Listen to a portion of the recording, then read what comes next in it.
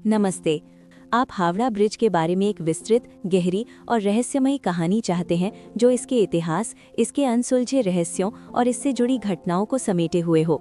यहाँ हावड़ा ब्रिज रविंद्र सेतु पर आधारित एक विस्तृत कथा लेख है जो इसके निर्माण से लेकर इसके डरावने किस्सों तक का सफर तय करती है।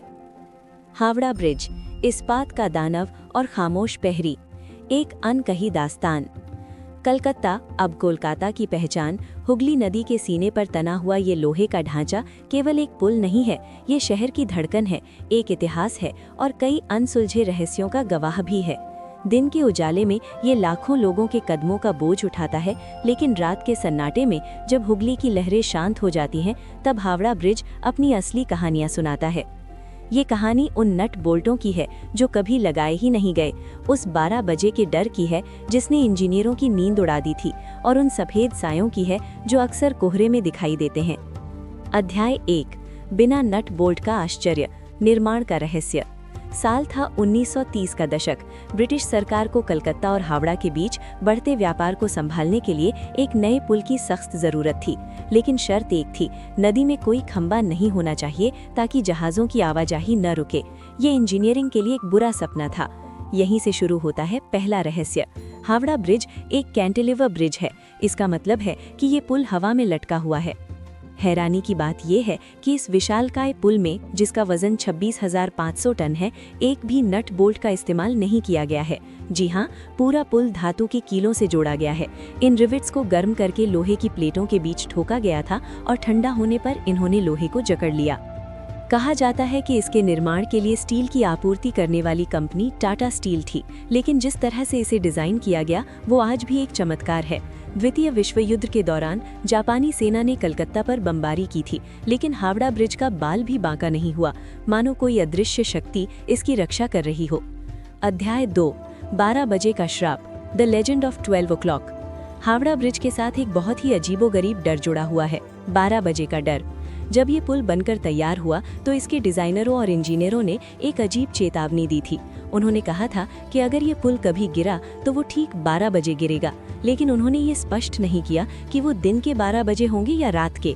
ये बात धीरे धीरे एक शहरी किंवदंती बन गई। स्थानीय लोगों का मानना है कि 12 बजे पुल के ऊपर गुरुत्वाकर्षण और भार का एक ऐसा संतुलन बनता है जो खतरनाक हो सकता है। यही कारण है कि एक समय में लोग 12 बजे, दिन या रात, पुल पार करने से डरते थे। आज भी कुछ पुराने लोग मजाक में या डर में कहते हैं कि जब घड़ी की सुइयां 12 पर मिले तो ईश्वर का नाम लेकर ही पुल पार करना चाहिए। क्या ये सिर्फ एक अंधविश्वास है या गणितीय गणनाओं का कोई ऐसा रहस्य जो आम जनता से छिपाया गया? ये आज भी बहस का विषय है। अध्याय 3, रात का सन्नाटा और सफेद साया, भूतिया घटनाएं। हावड़ा ब्रिज सिर्फ इंजीनियरिंग का नमूना नहीं है, ये एक सुसाइड पॉइंट भी रहा है। हुगली नदी की गहराई ने हजारों निराश आत्माओं को अपने में समा लिया है, और जहां अकाल मृत्यु होती है वहां कहानियां जन्म लेती हैं। किस्सा 1, लेडी इन वाइट, सफेद साड़ी वाली औरत। हावड़ा स्टेशन से रात को देर से लौटने वाले टैक्सी ड्राइवरों और कुलियों के बीच एक कहानी बहुत मशहूर है।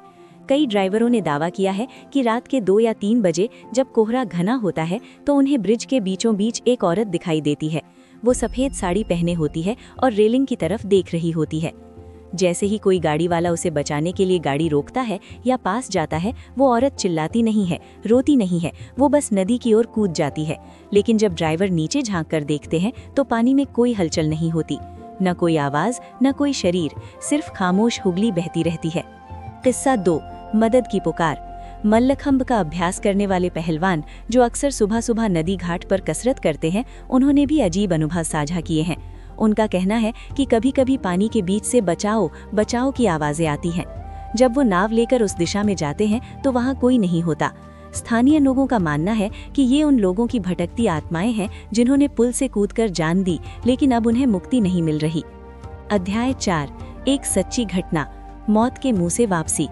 रहस्य से हटकर हावड़ा ब्रिज ने मानवता की कई मिसालें भी देखी हैं। ये घटना कुछ साल पहले की है जिसने पूरे कोलकाता को हिला दिया था। एक युवक जो कर्ज और बेरोजगारी से तंग आ चुका था, वो पुल की रेलिंग पर चढ़ गया। नीचे उफनती हुगली थी, भीड़ जमा हो गई थी, पुलिस नीचे नाव लेकर तैयार थी, लेकिन कोई ऊपर जाने की हिम्मत नहीं कर रहा था। तभी ट्रैफिक पुलिस का एक जवान बिना अपनी जान की परवाह किए लोहे के ढांचे पर पीछे से चढ़ा। वो हवा में झूल गया। ये दृश्य रोंगटे खड़े करने वाला था। एक हाथ छूटता तो दोनों की जान जाती, लेकिन उस पुलिसकर्मी ने हार नहीं मानी। करीब 20 मिनट की मशक्कत के बाद उसे ऊपर खींचा गया। पुल ने उस दिन जान ली नहीं, बल्कि एक जान बख्श दी। हावड़ा ब्रिज सिर्फ मौत का गवाह नहीं है, वो जीवन के संघर्ष का भी साथी है।